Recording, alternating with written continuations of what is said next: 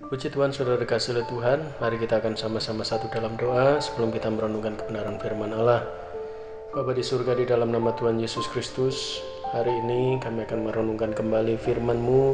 Tuntun dan terangi jalan hidup kami, buat kami memahami dan mengerti akan segala rahasia firman-Mu, sehingga kedewasaan rohani, bahkan juga hidup yang semakin serupa dan segambar dengan Allah itu nyata dalam hidup kami. Terima kasih Tuhan, bersyukur kepadamu. Kami akan merenungkan firman-Mu dalam nama Yesus. Haleluya, amin.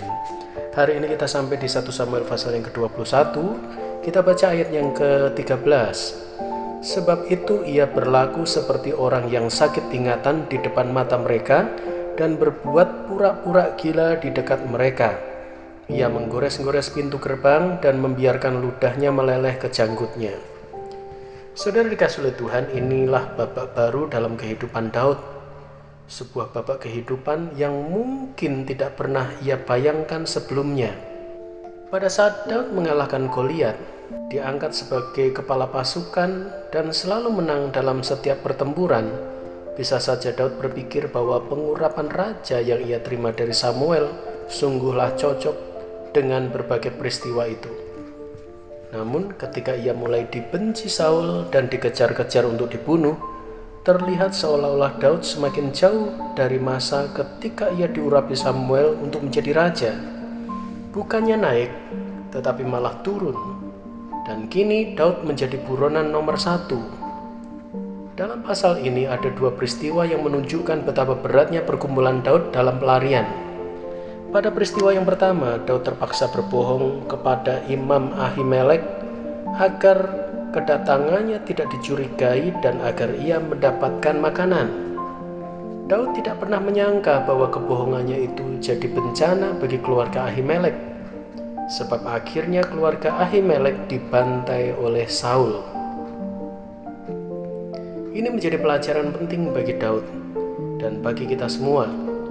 Dalam situasi sesulit apapun, jangan sampai kita berbohong dan berbuat dosa, melainkan kita harus bersandar kepada Tuhan.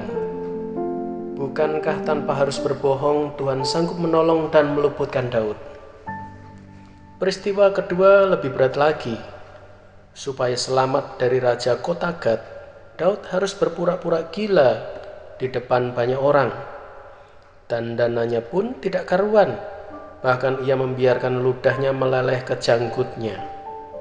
Seorang pahlawan Israel yang pernah dielu-elukan di seantero negeri, kini harus pura-pura gila demi menyelamatkan nyawanya.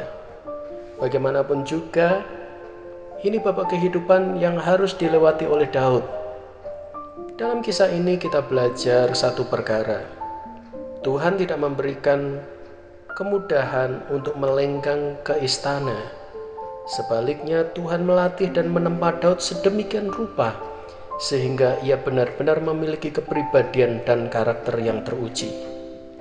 Kelak benar-benar terlihat raja yang mengalami tempaan dan diproses sedemikian rupa ternyata memiliki kualitas yang mengagumkan.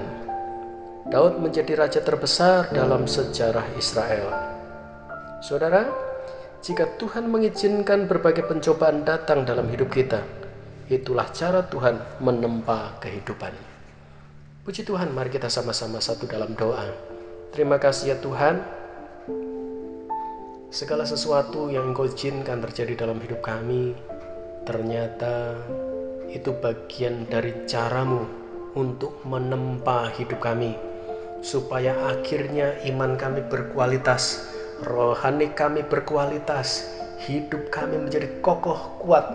Bahkan Engkau sedang mempersiapkan kami untuk Engkau angkat kami dalam kemuliaan. Oleh sebab itu ya Tuhan, jika hari-hari ini Tuhan kami lemah, kami mau ingat selalu firman-Mu. Jika di hari-hari ini Tuhan kami mengalami pergumulan yang berat, kami ingat firman-Mu hari ini, bahwa semua Tuhan izinkan dan Tuhan ingin menempa kami. Kami percaya lewat tempaan itu bukan hanya kami didewasakan, tetapi kami juga akan menikmati berkat setelahnya, menikmati yang terbaik dari surga.